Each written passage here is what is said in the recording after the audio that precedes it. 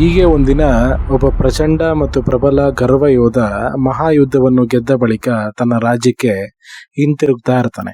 ತನ್ನ ಪ್ರಯಾಣದ ನಡುವೆ ಅವನು ಗಿರಿಯ ಕಡಿವಾಣದಲ್ಲಿ ನಿತ್ಯ ಶಾಂತಿಯ ತಾಣವಾದ ಒಂದು ಮಠವನ್ನು ಕಾಣ್ತಾನೆ. ಅನೇಕ ಯುದ್ಧಗಳನ್ನು ಗೆದ್ದಿದ್ದ ಈ ಯೋಧನ ಹೆಸರು ಭಯ ಮತ್ತು ಗೌರವದಿಂದ ಎಲ್ಲೆಡೆ ಕೇಳಿಸುತ್ತಾ ಇರುತ್ತದೆ. ಅವನ ಕತ್ತಿ ಅನೇಕ ಶತ್ರುಗಳ ರಕ್ತವನ್ನು ನೋಡಿಯಿತು. ಅವನ ವಿಜಯಗಳು ಅವನಿಗೆ ಅಹಂಕಾರವನ್ನು ತಂದಿದ್ದವು. ಶಕ್ತಿಶಾಲಿಯಾಗಿದ್ದರೂ ಅವನು ಶೀಘ್ರ ಕೋಪ ತಾಳುವವನಾಗಿದ್ದನು.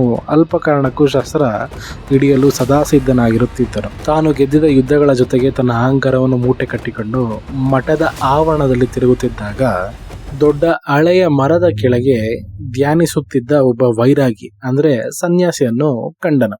ಆ ಸನ್ಯಾಸಿಯ ಮುಖ ಶಾಂತಿಯ ಪೂರ್ಣವಾಗಿರುತ್ತದೆ ಮತ್ತು ಅವನ ಸ್ಥಿತಿ ಸಂಪೂರ್ಣ ಶಾಂತವಾಗಿತ್ತು. ಆ ವೈರಾಗಿಯ ಒಳಗೂ ಹೊರಗೂ ಶಾಂತಿ ಎಲ್ಲೆಡೆ ವಿಜೃಂಭಿಸುತ್ತಿತ್ತು. ಈ ದೃಶ್ಯ ಯೋಧನಿಗೆ ಕಿರಿಕಿರಿ ತಂದಿತು. ಯಾರೇ ಆದರೂ ಹೇಗೆ ಇಷ್ಟೊಂದು ಸ್ಥಿರವಾಗಿರಲು ಸಾಧ್ಯ? ಇಂಥ ಪ್ರಚಂಡ ಪ್ರಬಲ ಗರ್ವ ವೀರಗೊಂಡ ಯೋಧ ಎದುರು ಬಂದು ನಿಂತಾಗಲೂ ತನ್ನ ಮೈ ಮೇಲೆ ಪ್ರಜ್ಞೆಯೇ ಇಲ್ಲದೆ ಧ್ಯಾನದಲ್ಲಿ ಸ್ಥಿರವಾಗಿ ಕೂತಿದ್ದಾನಲ್ಲ ಅಂತ ತುಂಬಾ ಕೋಪನೂ ಬಂತು.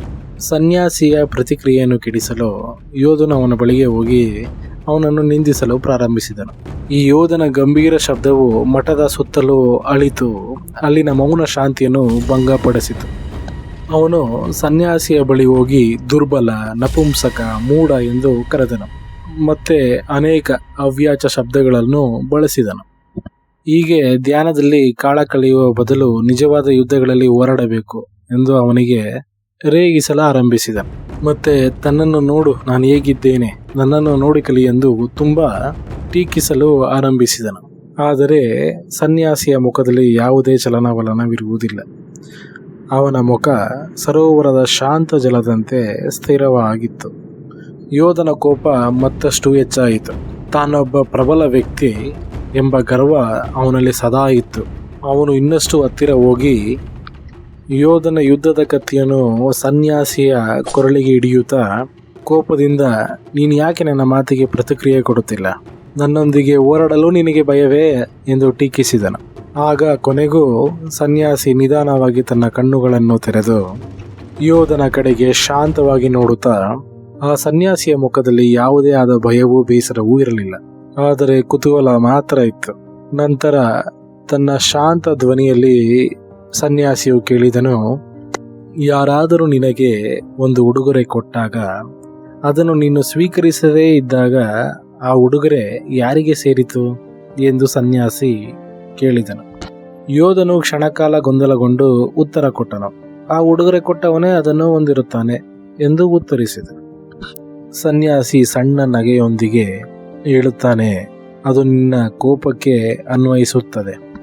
ನಾನು ಅದನ್ನು ಸ್ವೀಕರಿಸದೇ ಇದ್ದರೆ ಅದು ನಿನ್ನಲ್ಲಿಯೇ ಉಳಿಯುತ್ತದೆ ಅಲ್ಲವಾ ಎಂದು ಹೇಳಿದನು. ಯೋಧನ ಮಾತುಗಳು ಖಾಲಿಯಾದಂತೆ ಅನುಭವವಾಯಿತು. ಸನ್ಯಾಸಿಯ ಮಾತುಗಳು ಅವನ ಮೇಲೆ ಭಾರವಾಗಿ ಆವರಿಸಿದವು. ಯೋಧನು ಅನೇಕ ಯುದ್ಧಗಳಲ್ಲಿ ವಿಜಯಿಯಾದರೂ ಈ ಸರಳ ಸನ್ಯಾಸಿಯು ಅವನನ್ನು ಕೈಯೂ ಎತ್ತದೆ ಸೋಲಿಸಿದನು. ಮೊದಲ ಬಾರಿಗೆ ಯೋಧನು ತನ್ನ ಪ್ರತಿಫಲವನ್ನು ಮತ್ತೊಬ್ಬರ ಬುದ್ಧಿವಂತಿಕೆಯಲ್ಲಿ ನೋಡಿದ. ಇಡೀ ಜೀವನವೇ ಇತರರ ಕೋಪವನ್ನು ಸ್ವೀಕರಿಸಿ ತಾನು ಕೋಪದಿಂದ ಪ್ರತಿಕ್ರಿಯಿಸುತ್ತಿದ್ದನು. ಆದರೆ ಈ ಸನ್ಯಾಸಿ ಅವನಿಗೆ ಬೇರೆ ಒಂದು ದಾರಿಯನ್ನೇ ತೋರಿಸಿದನು. ನಿಜವಾದ ಶಕ್ತಿ ಕತ್ತಿಯಲ್ಲಿಲ್ಲ, ಆದರೆ ತನ್ನ ಆಂತರಿಕ ಶಕ್ತಿಯಲ್ಲೇ ಇದೆ ಎಂದು ತೋರ್ಪಡಿಸಿದನು ಆ ಸನ್ಯಾಸಿ. ನಿಧಾನವಾಗಿ ಯೋಧನು ಹಿಂದಿರುಗಿದನು. ಅವನ ಹೃದಯದಲ್ಲಿದ್ದ ಕೋಪ ತಣ್ಣಗಾಗಿತ್ತು. ಅವನು ಶ್ರದ್ಧೆಯಿಂದ ತಲೆಬಾಗಿದನು. ಯಾವುದೇ ಮಾತು ಮಾತಾಡದೆ ಅಲ್ಲಿಂದ ಹೊರಟನು. ಅವನು ಆ ಮಠಕ್ಕೆ ತನ್ನ ಶಕ್ತಿಯನ್ನು ತೋರಿಸಲು ಬಂದಿದ್ದರೂ ಅಲ್ಲಿಂದ ತಾನು ಒಂದು ಪಾಠ ಕಲಿತ ಶಿಷ್ಯನಾಗಿ ಹಿಂತಿರುಗಿದನು. ಈ ಪಾಠವು ಅವನ ಜೀವನವನ್ನೇ ಬದಲಾಯಿಸಿತು. ಈ ಕಥೆಯ ಮೂಲಕ ನಾವೇನು ಕಲಿಬೋದು ಅಂತಂದ್ರೆ, ಒಂದು ನೀತಿ ಪಾಠ, ಇತರರ ನಕಾರಾತ್ಮಕ ಮಾತುಗಳು, ಚಿಂತನೆಗಳು ಮಾತಿನ ಮೂಲಕ ಹೊರಬಂದಾಗ ಕೋಪವಾಗಿ ಅದು ನಮ್ಮ ಇಂದ್ರಿಯದ ಮೂಲಕ ನಾವು ಒಳಗೆ ತಗೊಂಡು ತಿರ್ಗಾ ಆ ಕೋಪದ ಜೊತೆಗೆ ನಮ್ಮ ಭಾವನೆಗಳ ಕೋಪಗಳನ್ನು ಹಾಕಿ ಅವ್ರಿಗೆ ವಾಪಸ್ ಕೊಡಬೇಕು ಅನ್ನೋದಲ್ಲ. ಇದನ್ನ ಹೇಳ್ತಿರೋ ಹಾಗೆ ನನಗೆ ಇಂಗ್ಲೀಷಿನ 2 ಪದಗಳು ಜ್ಞಾಪಕ ಬರುತ್ತೆ. ಯಾವುದೇ ಒಂದು ಇನ್ಸಿಡೆಂಟ್ ಆಗಿರಲಿ, ಯಾವುದೇ ಒಂದು ಸನ್ನಿವೇಶ ನಮಗೆ ಬರಲಿ, you should not react, you should respond ಅಂತ ಕರೀತಾರೆ. ಈ ರಿಯಾಕ್ಟ್ ಮತ್ತೆ ರೆಸ್ಪಾಂಡ್ ಎರಡೂ ಪದಗಳ ನೀವು ಸ್ವಲ್ಪ ಯೋಚನೆ ಮಾಡಿ ನೋಡಿದ್ರೆ ಸಾಕು. ರಿಯಾಕ್ಟ್ ಅನ್ನೋ ಪದ ನಿಮ್ಮ ಮುಂದೆ ಇರುವ ವ್ಯಕ್ತಿ ಏನು ಆಕ್ಟ್ ಮಾಡ್ತಾನೋ ಅದನ್ನ ರಿಯಾಕ್ಟ್ ಮಾಡೋದೇ ರಿಯಾಕ್ಷನ್ ಇಲ್ಲ ರಿಯಾಕ್ಟ್ ಅಂತ ಕರೀತಾರೆ. ಬಟ್ ಕನ್ನಡದಲ್ಲಿ ಇದನ್ನ ಪ್ರತಿಕ್ರಿಯೆ ಅಂತಾನೂ ಕರೀತಾರೆ. ಒಂದು ಕ್ರಿಯೆಗೆ ಪ್ರತಿಕ್ರಿಯೆಯಾಗಿ ಕೊಡೋದು. ಇನ್ನೊಂದು ಶಬ್ದ ರೆಸ್ಪಾಂಡ್ ಅಂದ್ರೆ ಸ್ಪಂದನೆ ಅಂತ ಅರ್ಥ.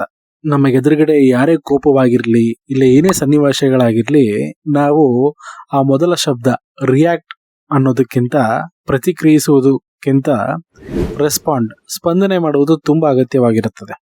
ಇದಕ್ಕೆ ಈ ಕಥೆನೇ ಒಂದು ಸುಂದರವಾದ ಮಾದರಿ. ಈಗ ಒಬ್ಬ ವ್ಯಕ್ತಿಯ ಮುಂದೆ ಹೋಗಿ ಜೋರಾಗಿ ಕಿರ್ಚಾಡಿದಾಗ ಏನ್ ಮಾಡ್ತಾನೆ ಅಂತಂದ್ರೆ, ತನ್ನ ಎದುರಿಗಿರೋ ವ್ಯಕ್ತಿನೂ ಅವನಿಗಿಂತ ಇನ್ನೂ 5ರಿಂದ 10 ಪಟ್ಟು ಇನ್ನೂ ಜೋರಾಗಿ ಕಿರ್ಚಾಡಿ ಆ ವ್ಯಕ್ತಿಗೆ ಎದುರು ಮಾತಾಡೋದು ಕಾಣ್ತೀವಿ. ಹಂಗಂತ ತಪ್ಪು ಸರಿ ಅಂತ ನಾನು ಹೇಳಕ್ ಹೋಗಲ್ಲ, ಎಲ್ಲವೂ ನಿಮಗೆ ಬಿಟ್ಟಿದ್ದು. ಆ ವ್ಯಕ್ತಿಯ ವ್ಯಕ್ತಿತ್ವ ಸಂದರ್ಭ ಎರಡು ಮುಖ್ಯವಾಗುತ್ತೆ. ಆದರೆ ಸ್ಪಂದನೆ ಮಾಡೋದಿದೆಯಲ್ಲ, ಇದು ತುಂಬಾ ಬೇಕಾಗಿರುವ ಒಂದು ವಿಷಯ. ಕೆಲವೊಂದ್ಸತಿ ಇವರ ಆಲೋಚನೆಗಳ ಮೇಲೆ ಇಲ್ಲ ಯಾರೋ ಇವರ ಕಿವಿಗೆ ಏನೋ ಒಂದು ಮಾತನಾಡಿ ಆ ಮಾತುಗಳ ಮೂಲಕ ಇವ್ರಿಗೆ ಕೋಪ ಬಂದು ಅದನ್ನ ಬಂದು ಇನ್ನೊಬ್ಬರ ಮೇಲೆ ಹಾಕ್ತಾರೆ. ಒಬ್ಬ ತಿಳಿದವನು ಏನ್ ಮಾಡ್ತಾನೆ ಅಂತಂದ್ರೆ, ಆ ಜಾಗದಲ್ಲಿ ಪ್ರತಿಕ್ರಿಯೆ ಮಾಡೋ ಬದಲು ಸ್ಪಂದನೆ ಮಾಡ್ತಾನೆ. ಈ ಪ್ರತಿಕ್ರಿಯೆ ಏನ್ ಮಾಡುತ್ತೆ ಅಂತ ಜೊತೆಗೆ ಇನ್ನೂ ಎಕ್ಸ್ಟ್ರಾ ಕ್ರಿಯೆಗಳನ್ನ ಸೇರಿಸಿ ಆ ವಿಷಯನ ದೊಡ್ಡದಾಗಿ ಮಾಡುತ್ತೆ. ಆದರೆ ಸ್ಪಂದನೆ ಅಂದ್ರೆ ರೆಸ್ಪಾಂಡ್ ಏನ್ ಮಾಡುತ್ತೆ ಅಂತಂದ್ರೆ, ಇವನು ಯಾವ ವಿಷಯದ ಮೇಲೆ ಮಾತಾಡ್ತಿದ್ದಾನೆ, ಏನಕ್ಕೋಸ್ಕರ ಈ ತರ ಮಾತಾಡ್ತಿದ್ದಾನೆ, ಒಂದು ತಪ್ಪು ತನ್ನಲ್ಲಿದೆಯಾ ಇಲ್ಲ ಅವನಲ್ಲಿದೆಯಾ ಅನ್ನೋ ವಿಷಯನ ಆಚೆ ತರುತ್ತೆ. ಈ ಕಥೆಯಲ್ಲೂ ಜ್ಞಾನಿ ಇದನ್ನೇ ಮಾಡ್ತಾನೆ. ಆ ವೈರಾಗಿಯು ತನ್ನ ಎದುರುಗಡೆ ಈ ಯೋಧನ ವೈರಾಗ್ಯವನ್ನು ಅರ್ಥ ಮಾಡಿಕೊಂಡು ಅದು ಸುಂದರವಾಗಿ ಅವನಿಗೆ ಅರ್ಥನೂ ಮಾಡಿಸ್ತಾನೆ. ಇದನ್ನೇ ಬಸವಣ್ಣ ಅವರ ವಚನಗಳು ಹೇಳುತ್ತೆ, ಎನಗೆ ಮುನಿದವರಿಗೆ ನಾನೇಕೆ ಮುನಿಯಲಯ್ಯ, ತನಗಾದ ಆಗೇನು ಅವರಿಗಾದ ಜಗೆ ಏನು, ತನ್ನ ತನುವಿನ ಕೋಪ ತನ್ನನ್ನು ಸುಡದೆ ನೆರೆಹೊರೆಯವರನ್ನು ಸುಡುತ್ತದೆಯೇ, ತನುವಿನ ಕೋಪ ತನ್ನ ಹಿರಿತನದ ಕೇಡು, ಮನದ ಕೋಪ ತನ್ನ ಅರಿವಿನ ಕೇಡು, ಮನೆ ಒಳಗಣ ಕಿಚ್ಚು ಮನೆಯ ಸುಟ್ಟಲ್ಲದೆ ನೆರೆಮನೆಯ ಸುಡುತ್ತದೆಯೇ ಕೂಡಲ ಸಂಗಮ ದೇವ. ತನ್ನ ತನುವಿನ ಕೋಪ ತನ್ನನ್ನೇ ಸುಡೋದು, ಎದುರುಗಡೆ ಇರೋನ್ನ ಏನೂ ಮಾಡಲ್ಲ ಅದು. ಇದರ ಮೂಲಕನೇ ಅವರಿಗೆ ಅನೇಕ ಕಾಯಿಲೆಗಳು ಬರೋದು. ಭಗವದ್ಗೀತೆಯ ಶ್ಲೋಕ, ದುಃಖೇಶು ಅನುದ್ವಿಗ್ನ್ಯಾಮನಃ ಸುಖೇಶು ವಿಗತಾ ಸ್ಪೃಹಂ ವೀತರಾಗ ಭಯ ಕ್ರೋಧ ಸ್ಥಿತಾದಿರ್ಮುನಿ ಇರುಚ್ಯತೆ ಅಂತ. ಯಾರು ದುಃಖ ಬಂದಾಗ ಕುಗ್ಗದೆ ಸುಖ ಬಂದಾಗ ಹಿಗ್ಗದೆ ಎರಡನ್ನೂ ಸಮಾನವಾಗಿ ನೋಡೋನೆ ಸ್ಥಿತಪ್ರಜ್ಞ ಅಂತ. ಎರಡನ್ನೂ ಸಮಾನವಾಗಿ ಸ್ವೀಕರಿಸಕ್ಕಾಗಿಲ್ಲ ಅಂದ್ರೂ ಪರವಾಗಿಲ್ಲ, ಆದರೆ ನಾವು ಪ್ರತಿಕ್ರಿಯೆಯನ್ನು ಮಾಡೋ ಬದಲು ಸ್ಪಂದನೆ ಮಾಡಿದ್ರೆ ಎಷ್ಟೋ ಸಮಸ್ಯೆ ಆಗಿರಲ್ಲ. ಈ ಕಥೆನೂ ಇದ್ರ ಬಗ್ಗೆನೇ ಹೇಳುತ್ತೆ.